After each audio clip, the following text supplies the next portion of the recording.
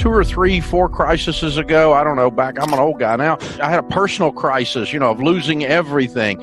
I decided I was never going to be the victim of the things I can control when one of these things that I can't control come at me again. And so we got out of debt and we built an emergency fund. And we were in the last downturn of 2008, we were in a position we had piles of cash. And so I was able to buy real estate at a nickel and a dime on the dollar. And it was a wonderful time. But there were other times I was broke and couldn't take advantage of stuff being on sale. But if you're in a position you got money right now, the stock market's on sale, real estate's not moved much yet. But if you're buying even consumer items other than toilet paper, most things are on sale. It is cliche, but cliches come from truth. It's the greatest time and the worst time in your life. You don't want to go back there. I went bankrupt. I lost everything in my 20s. I don't want to go back there. But the lessons that I learned from that pain were so thorough. Pain is a thorough teacher. It was a rich time. The fertilizer was everywhere. Lots of place to grow stuff, lots of poop. And that's what you had there in 2008. There weren't any jobs. You could just, there was a contraction of the economy, a recession, and you are on your citrus couch. And so you found out that the secret sauce in your life is the guy in your mirror, that it's not some outside variable that's going to come and save you. The Calvary's not coming. Santa Claus doesn't live in Washington, D.C. It's up to you, baby.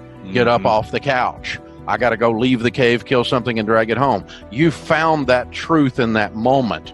I found that truth that what doesn't kill you makes you stronger. That old saying. I found that truth. And nowadays, now that I've been through, Y2K or 911 or all these initials come at you, the horrible thing of 2008, now the corona. The only thing I am sure is we're going to get through this. You get hope because you go, it's not going to kill you. You could get the virus. I don't mean that, but I'm saying the economic stress that we're under, the fear that we have, the concern or the worry that we have, you don't die from it, but you feel like there's this hopelessness, and the truth is that's unfounded. The truth is there's a lot of reason to have hope. By this time next year, where do you really think we're going to be? Are you not 90-something% sure that the economy will be roaring again and your life will be back to some level of normalcy? You think it's going to be 10 years for you to personally recover from this? No, that's absurd. And you know that once you've walked through several of them. And so it's just, to me, it's like, yeah, you're going to make it. We're going to be okay. We're in fabulous financial shape. It's not I got a lot of money invested in the stock market. It's going down. I'm going to put some more money in while it's on sale. If real estate goes on sale again, I'll buy some more. It's not arrogance. It's just I've been doing this a long time. I'm the little pig in the brick house, huff and puff, baby. But it does put you in a position to serve then. And truthfully, you get more joy, even in a crisis, in serving than you do in sitting in the basement and counting your coins. The thing is this, we all get wake-up calls. We get wake-up calls in our relationships, our spiritual walk. We get wake-up calls in our finances. And some people, the phone's ringing off the hook right now. They're getting wake-up calls on a bunch of things. They're at home with their family, and they're starting to realize, I was disconnected from my family. They got a wake-up call on their relationships at home. They've gotten a wake-up call on, I don't have any savings, and I'm deeply in debt. This isn't working. And so the cool thing is when you get the call, then you have to make the choice. Are you going to answer the phone? And if you pick the phone up, that means, baby, it's time to change. And you can look back, and you might be 27 years old right now watching this, and you're screwed. You lost your job. You got no money. You got no savings. You feel like it's all over. And I remember in 1970, I was 10 years old, and I was in my grandpa's backyard. We were tearing down an old deck. And I pulled some nails out of those old boards as we were taking the boards off.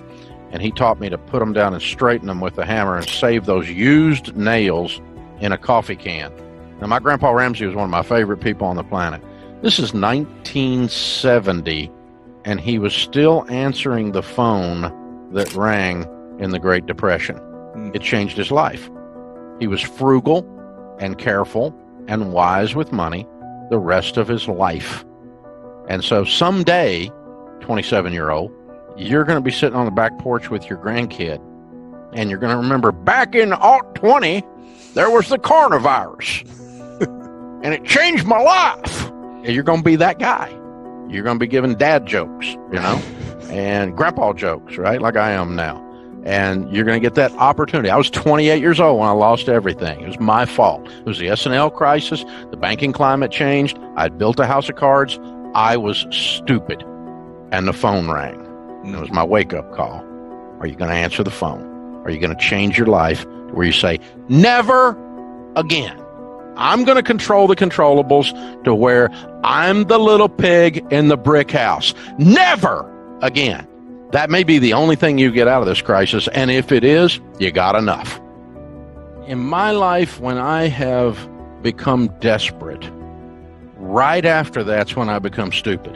When you get scared and you go rushing towards something out of fear, that sense of desperation, this thing, when you do that, you're getting ready to screw up. I mean, just count on it. And the other time you do that is if you're greedy. If you think okay, I got this one. I can take advantage of this. And I mean, greedy as a lack of virtue greedy. I don't mean greedy in a positive way where I'm being ambitious, okay? I mean the negative sides of greed. And so if you're functioning in desperation or in this no holds barred, I'm going to just clean up on other people's pain thing, that's when you're getting ready to screw up and you're getting ready to make a major mistake. And so you're set up also for con artists when you do that. If you're functioning in high emotion, your brain just doesn't work good. My friend Art Laffer says, when you're panicked and when you're drunk, you don't make good decisions. When you're on high emotion, your critical thinking skills shut down. That's when I've made the biggest mistakes in my life, is when I was desperate, and the few times that I was greedy, where I thought, I'm going to slip in there and that's going to be easy money. A buddy of mine, I was in my 20s, and a buddy of mine was buying gold. Now, this is in the 80s. Okay, it's 1,000,000 years ago. And he's buying gold, and he had this friend that was a gold bug. He was picking gold, and this guy had picked the gold prices where they were going within $1, like 14 times in a row. We both dropped $5,000 into this thing, and if we had hit, it was a margin deal, and so I would have made $50,000. But it's a margin play, which means you're either going to make $50,000 or you're going to make zero. So he picked it right 14 times. The time I got in, the 15th time, missed it. I got zero. Turned $5,000 into zero instantly. Last time I bought gold, last time I played stuff on margin, last time I got greedy. The vast majority of people who are successful financially and successful have done it incrementally. There's very few people who you see a meteoric rise in their wealth or their success that keep it. I think because you build your character along the way to be able to hold on and be able to do it. I think that's my theory on it. I mean, I got rich quick. I started with nothing. And by the time I was 26, I had $4 million worth of real estate. I built a house of cards, and I had $1 million net worth. I made $250,000 in 1984. I was making $20,000 a month.